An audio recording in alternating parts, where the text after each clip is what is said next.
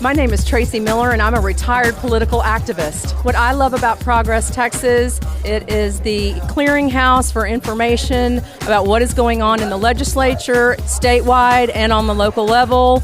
I get nice little snippets about what is going on in my neighborhood and on the statewide level every single day. It's Wednesday, January 14th, 2026, and this is the Progress Texas Daily Dispatch, rapid response on the breaking news stories Texas progressives need to know. I'm Chris Mosier. One of the funnier things I've seen develop in Texas politics lately is happening right now in Tarrant County, and this is coming from reporting by Drew Shaw at the Fort Worth Report. A bit of backstory first. You may have heard last week that the Tarrant County Republican Party had challenged the ballot applications and petition filings of 7 Democratic judicial candidates in Tarrant, citing irregularities with their paperwork, which could have knocked these 7 folks off the primary ballot in March.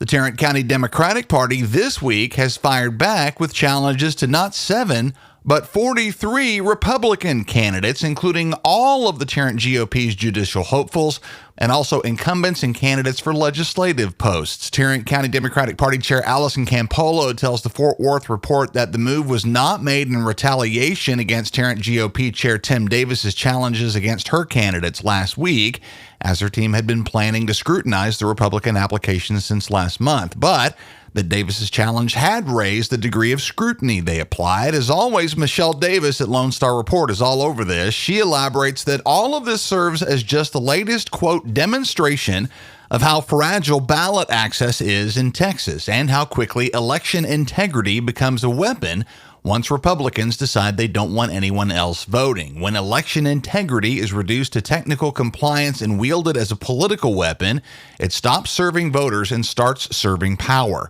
Decisions that shape the outcome of elections are made through paperwork challenges rather than public debate, and through filing authorities rather than the ballot box, unquote. A terrific explainer from Lone Star Left, linked in the show notes. Fort Worth attorney and Progress Texas board member Jason Smith weighs in, quote, Tarrant Dem Chair Allison Campolo ain't scared, unquote. We mentioned this week that the initial list of private schools deemed eligible by the state to benefit from our new private school voucher scam has been released, and there are new details on that this morning. Isaac Yu at the Houston Chronicle writes that the voucher program has stalled for hundreds of private schools as the state comptroller's office seeks to block institutions with alleged Chinese government ties or links to the Council on American Islamic Relations. Acting Comptroller Kelly Hancock has sought a legal opinion from Attorney General Ken Paxton to determine if these schools can be barred, effectively pausing applications for hundreds of Texas private schools, including many lacking Christian affiliation.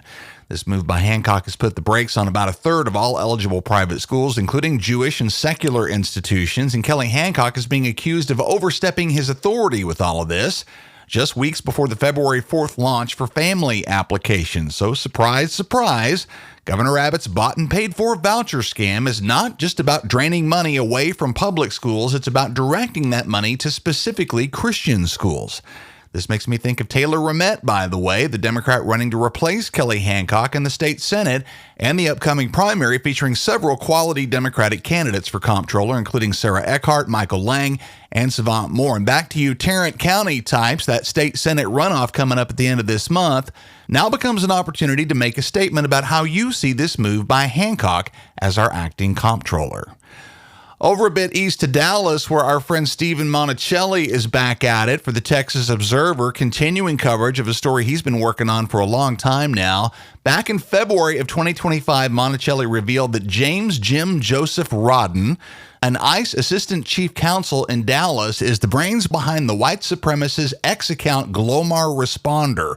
Over 17,000 followers. This account fits right in on Elon Musk's digital highway of ugly, spouting all kinds of gross stuff, including statements that America is a white nation, derogatory remarks about black people and migrants, and wistful admiring praise for Adolf Hitler. Following these revelations back early last year, Rodden was actually removed from court schedules, and members of Congress demanded a formal investigation, which ICE's Office of Professional Responsibility agreed to comply with. However, Monticelli has now confirmed that Rodden has returned to the Dallas Immigration Court, seen acting as a prosecutor in Judge Dietrich H. Sims's courtroom just last week, and a photograph taken inside the facility confirms Rodden present and wearing his official staff badge.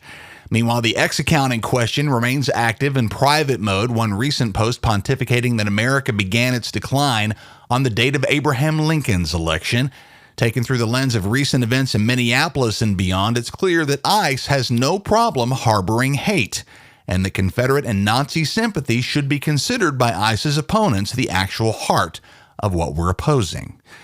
We've long held that the conservative remaking of Texas's institutions of higher learning was not going to play well on a global scale of excellence, and that's coming into focus. Lillian Kosh at KBTX TV in Bryan says the American Association of University Professors, or AAUP, has issued a formal statement of condemnation against Texas A&M for removing various course materials, including classical texts by Plato, as we've talked about this week. The AAUP describes these changes as a violation of academic freedom that exceeds the actual requirements of state law, and follows reports from faculty members who say they've been forced to purge specific readings from their syllabi or face potential reassignment. A&M administrators, of course, say their review process is part of their effort to comply with Texas Senate Bill 37, but the AAUP calls them out on that, saying the university's actions have gone far beyond anything SB 37 requires. From AAUP's statement, quote, "It is intellectually dishonest and patently false to equate the rigorous analysis of competing interpretations with ideological indoctrination. Censoring Plato is an academic absurdity and a textbook violation of academic freedom. Barring a foundational philosopher who is a cornerstone of Western thought because his work touches on race or gender is a blatant attempt at thought policing that will not survive legal scrutiny. This is a direct attack on professional integrity and a clear-cut breach of constitutionally protected academic freedom."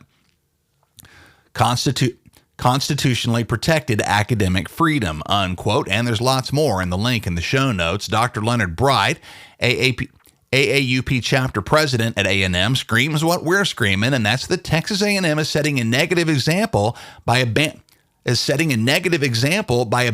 its commitment to providing students with a broad and deep education. Of course, the same stuff is happening at UT Austin, Texas Tech, Texas State, and at this point, every public university in the state of Texas required to follow the whims of the Republican majority in our legislature. Texas parents, I know it's expensive, but the fact is, if you don't want your kid's college degree to be a joke on their resume, you might think about sending them out of state for now. And all that's yet more for all of us to keep in mind as this midterm election year ramps up. Speaking of which, early voting in the March primary starts on February 17th. See the show notes for a Texas 2026 March primary ballot form from the Texas Tribune that you can use right now with your home address to see who's going to be on the ballot in the primary in which you choose to vote. Super handy and something you should have been doing already, of course. Everything you need to know about voting in Texas, including making sure your registration is in order. That's very important, too. Find all of it at govotetexas.org. Our mission at Progress Texas is to improve and save Texans' lives by acting on our shared, bold, progressive values, and that starts with countering the billionaire and corporate-funded disinformation machine. While we enjoy the support of hundreds of partners, chances are that you, dear listener, haven't joined the team yet. If you're a regular, let's get you on board right now. Huge thanks to monthly supporters Patrick Yeagle, Valerie Ordonez, and Elizabeth McNair. We appreciate all of you very, very much. Join them and the team at ProgressTexas.org. While you're there, snag some merch to match your values. Our web store is live and ready for you to grab some newly released Humans Against Abbott, Y'all Means All, and Revolution shirts, stickers, and buttons. Hit the web store at ProgressTexas.org and support your favorite podcast network today. That's the Progress Texas Daily Dispatch for this Wednesday, January 14th, 2026. Links to all of these original stories can be found in our show notes. Progress Texas is an independent, nonprofit, rapid response media organization. While campaigns come and go, we're the permanent home for progressive media in action in the Lone Star State. I'm Chris Mosier. Thanks so much for listening. Have a great day. We'll see you again tomorrow morning.